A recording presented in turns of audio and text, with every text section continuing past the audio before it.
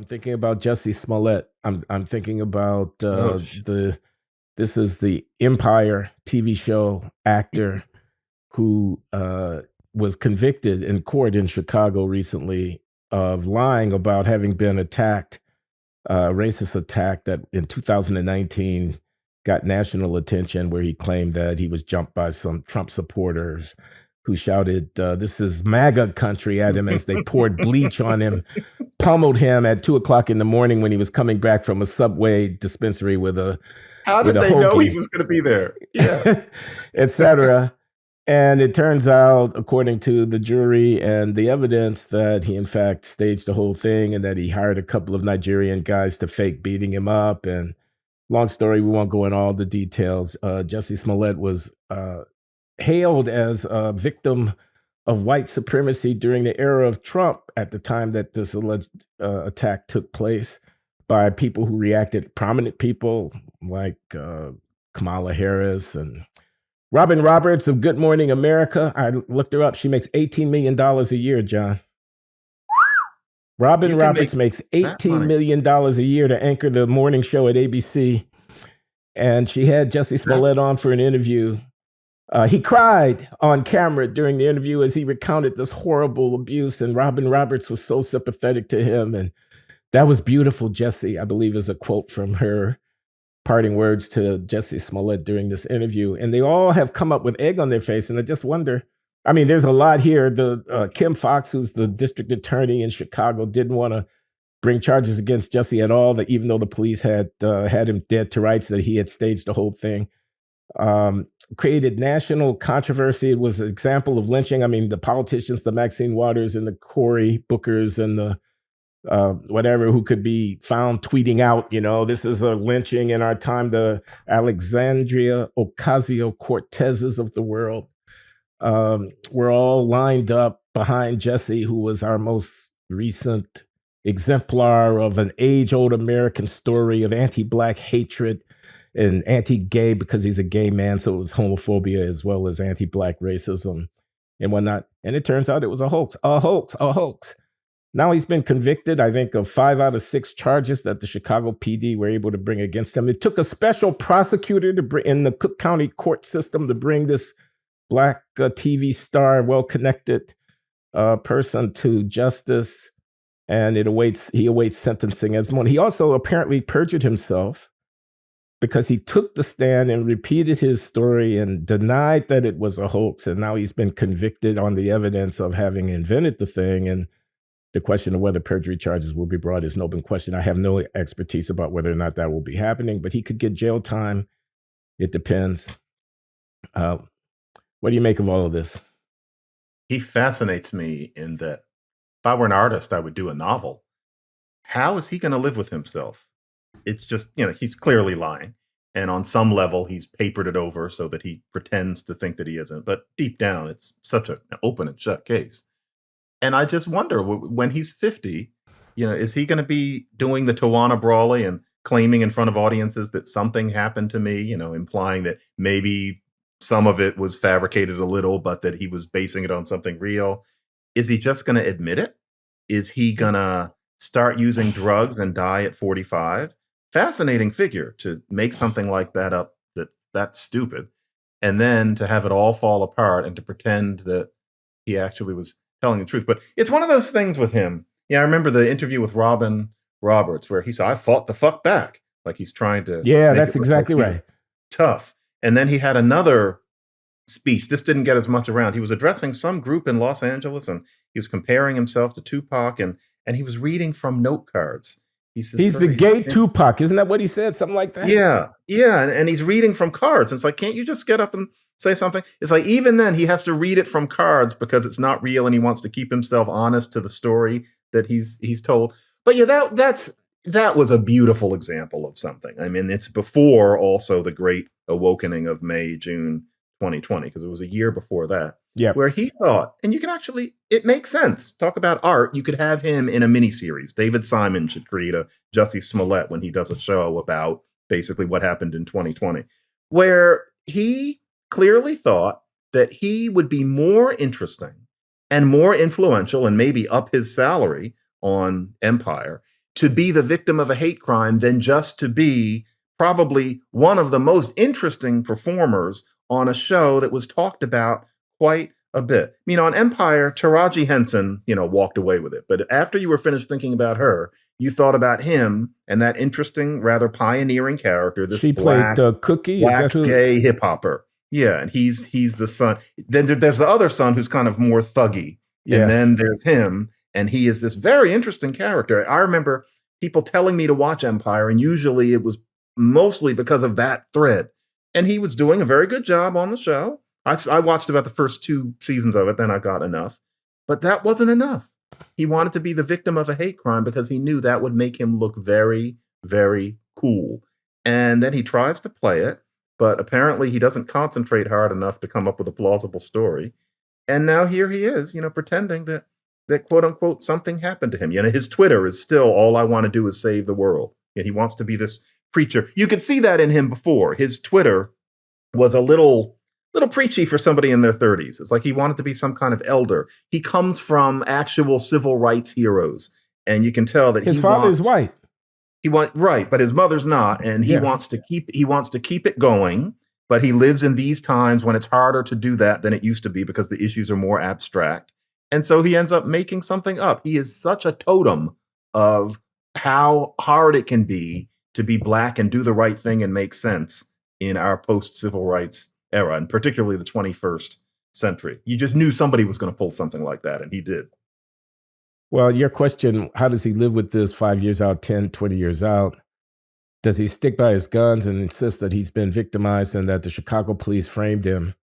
Or does at some point he say, look, okay, we all make mistakes, and I was young. Put this one behind me and whatever. And I have no way of knowing what he will do. I can see the attractiveness of sticking by one's guns in that there will be, just as there are people who believe hands up, don't shoot about Michael Brown, and people who believe that Trayvon Martin really was hunted down and murdered by a vicious, et cetera. There are going to be people who are going to believe Jussie if Jussie says it happened. Who are you going to believe, me or the Chicago Police Department? In fact, I believe a Black Lives Matter spokesperson in LA is quoted in the newspaper as having said, Jussie Smollett is on our side fighting for justice for Black people. The Chicago Police Department are SOBs. I'll believe him over them any day of the week. He's my guy. So, 10% or whatever of the world is going to stick by him no matter what. That's a few people, and, he could stick by his guns. The other thing that interests me is this interrelationship between reality and fiction. I believe you're right.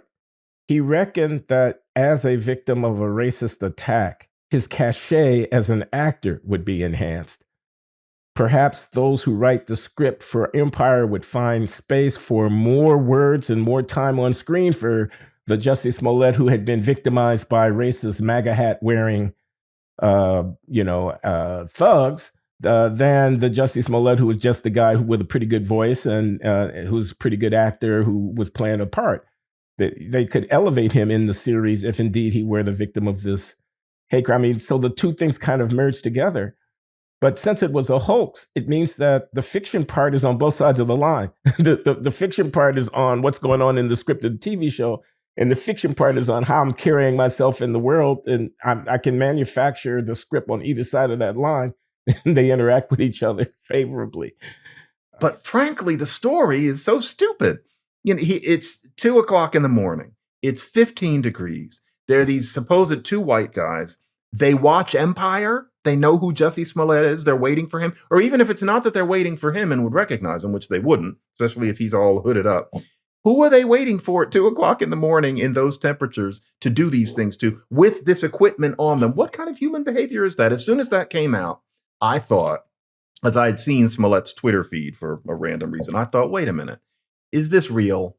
Because you can see a certain melodramatic, self-dramatizing quality in this person. And I just tabled it. I didn't think about it that much, but I thought something's wrong with that. Did none of those people, there's no way they couldn't have seen it. But Glenn, this is the thing. Those people sincerely believe that something like that could happen. They actually think that racism is still so bad I'm not going to speak for homophobia, but racism is so bad that that story could be plausible. I don't think they're acting. And so a lot of what frustrates us, I often say that these people are striking a pose because it's part of this religion. But I have to understand that to an extent, they mean it. They actually think that could happen. They think it's 1950. And I don't quite know why, except that it's that they sequester logic off when it comes to race. This is where my religious analysis comes from. Kamala Harris, for example, I'm not trying to dogpile on her, but how could she believe Go that? ahead. How could she possibly think Well, that just could happen? consider that maybe she didn't really believe it, but that her response of the sort that she gave, oh, poor Jussie, a victim of a modern day lynching, we're with you, solidarity, white supremacy must be stopped, is a part of the act. It is in itself as much of a pose as was the It original, must be. as was the original fraudulent representation that came from Jussie Smollett. That reaction is pro forma. It is, you could teach a machine to give it. It could have been a bot writing these tweets. Any Black person victimized must be celebrated as a latter day instance of the Emmett Till lynching, because that's the America that we live in. I mean, there was so much implausible about the story, it's not even funny. MAGA hat wearing Trump supporters in Central City, Chicago. Two white guys at 2 a.m. Do you know what's going on in the streets What of are they Chicago? doing there? Wearing MAGA hats? They wouldn't last a minute. They're roaming gangs of Black teenagers on the streets of Chicago. That's what the retailers, the hoteliers, and the restaurateurs are complaining about. Nobody wants to go downtown Chicago at 2 a.m. because it's not a particularly hospitable environment for Trump supporters in a precinct that probably went 98% for Joseph Biden in 2020, 98% for Hillary Clinton in 2016. So what did Dave Chappelle, he calls him, Dave Chappelle has a whole routine on this thing. He calls him Jussie Smollett. He makes fun of his name, Juicy. Yeah. This Dave Chappelle. He says Black people, this is ordinary Black people, not Black people who run for office and who have to engage in the polls. This is commonsensical Black people who work for a living and who live on the south side of Chicago or the east side of Detroit or whatever. Didn't believe that nigga for a minute, is what Dave Chappelle said, because it was entirely. And he waits with a noose around his neck for the police to come. They put a noose on me. That was one of the dumbest things. Why didn't you take it off? They poured bleach on me. What was they're armed with bleach? They're walking around with bleach waiting for somebody? and because they wouldn't be waiting, it means they came for him. Why would they care about Jussie Smollett?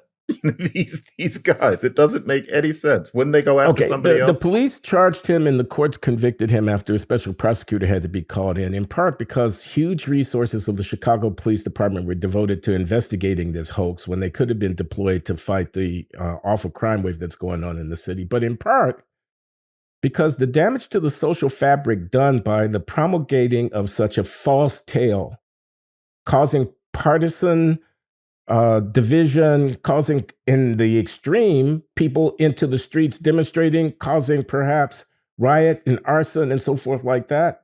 This is the kind of thing that this fraudulent representation contributes to, is a social affront. It's a bad thing for us. So he deserves punishment. I don't want to say jail time. I'm not the judge. Leniency is not a bad thing. He doesn't have a record. Maybe he could be out on, community service and probation and whatnot. Jail time for a guy like him would be pretty tough. But he definitely deserves some kind of sanction for this, in my opinion.